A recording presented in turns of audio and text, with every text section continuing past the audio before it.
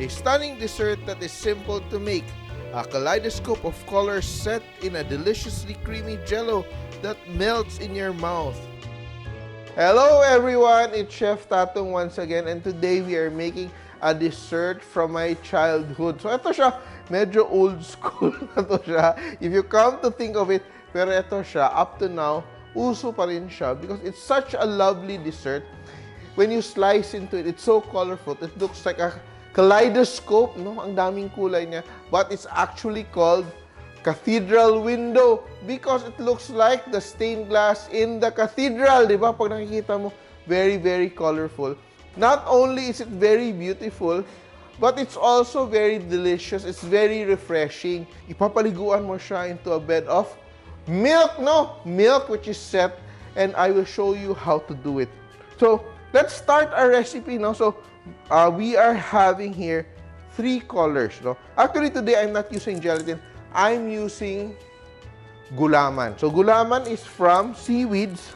I will use 1 tablespoon each. Yan. This is the colored gulaman that you buy. Yan. That's yellow. That's supposed to be green. Let's see if it turns out as green. 1 tablespoon each. Sobrang dali lang gawin. And the third one is red. Yan. So, put everything here. So, meron akong microwave-proof pan. Very easy, no? Very convenient to do. What I will do now, I will measure out 1 cup each. So, nag-init na ako ng tubig sa aking kettle. So, medyo instant lang yung ginagawa natin. Moms, if you have kids, no? You let them help you out when you're making this recipe. Look at that. Naging yellow siya. Wow, it's very magical. It transforms. And I have a spoon here. I will just dissolve. Just make sure that everything is dissolved. Next color we have is our green. Let's see if it will turn into green when we add our water. Yeah, so very hot water. Boiling water. Yan. Oh! Tama nga, it's green. Diba? Very nice, no? That's nice. And the last one, which is supposed to be red. Let's see if it transforms into red. Again, very hot water. Measure out.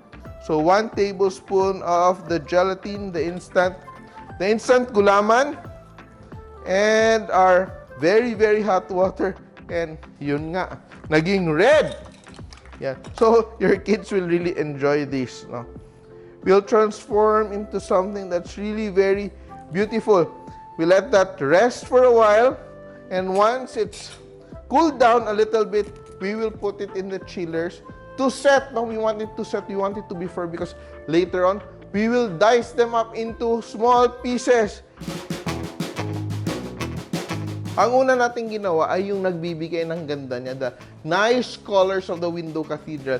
Now naman, importante dito, masarap na masarap yung milk mo because all the flavor comes from the milk base of this recipe. That's why today we are using Nestle Fortified Milk, no? Because this milk is fortified, you have vitamin C, vitamin A, and the B vitamins that your kids need to grow healthy and strong. And of course, may calcium siya and zinc as well. So, what I will do now, I will add the entire liter kasi isang pack is 1 liter. And this liter is only 65 pesos SRP. So, it's really very affordable.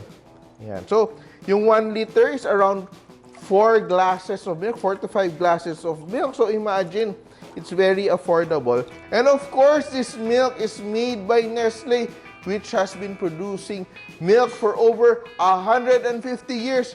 Kaya tayo mga Pinoy, pag Nestle, alam natin na hindi lang quality, pero masarap din. So, we will just add half a cup of sugar. So, we're just dissolving the sugar as the milk warms. And sugar lang yung pangpalasa natin. Kasi alam natin, ang Nestle Fortified Milk is deliciously creamy. And it's also fortified with vitamins. So, hindi lang sila magiging masarap na ma-enjoy ng inyong mga anak, but also, it gives them the strength, di ba? And the immunity needed, lalo na ngayon. Na very simple dessert that they will really enjoy. So, here our milk is beginning to warm up. Nakikita natin may steam. but we don't want it to boil. And we will add here 3 tablespoons of our gulaman.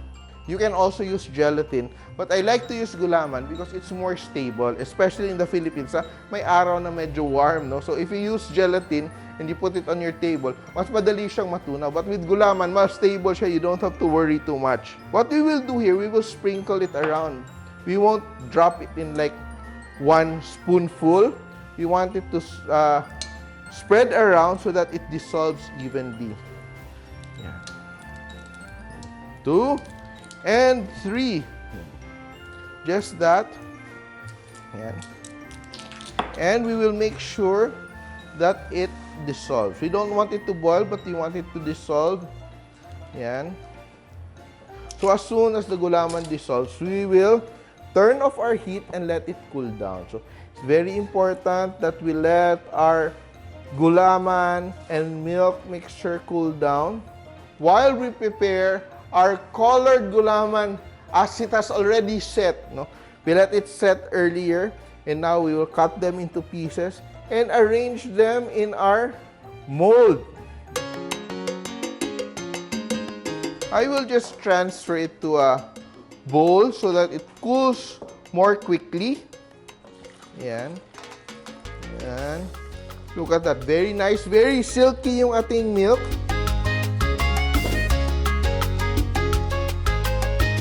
So we've allowed our colored gulaman to set for 30 minutes, and we will begin preparing it by slicing it into pieces. So I have my mold here ready.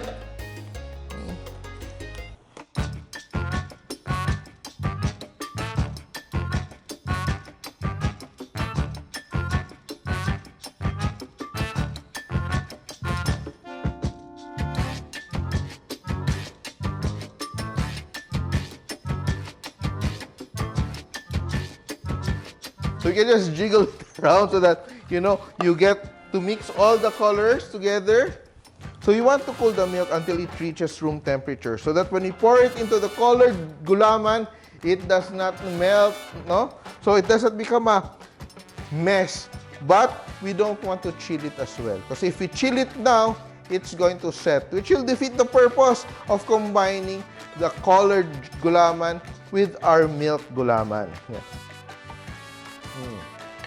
It's deliciously creamy, just the right amount of sweetness because we did not add sugar to the colored gulaman. And I also chilled this again para sigurado akong set siya. So this is room temperature, but this one is chilled. And very simply, yung gagawin ko dito ay I will just drizzle milk base. Look at that, no? And imagine we just used 1 liter of Nestle Fortified Milk with very little ingredients. Yan. So what I will do now, I will put this into the chiller and let it set and cool down. And after 1 hour, ready na yung ating Nestle Cathedral Window. And let's check on it. Nag-set ba siya? Beautiful. Look at that. Sumisilip na yung ating mga colored na gulaman. It's very nice. Pry it out of the mold. Yan. Shake natin a little bit. Yan. And are you ready, guys, for this beautiful treat that we prepared using Nestle Fortified Milk? 1, 2, ready? And it's there. It's beautiful. Look at that. And look at that. It's jiggling. And I'm sure when we slice into it, it's going to be very silky. And this is one way for your kids to enjoy their milk, diba? Medyo fun. Wow. Look at that. It's so beautiful. It's so pretty. Ready na ba kayo? I'm sure gusto niyo nang kumain ito. Beautiful.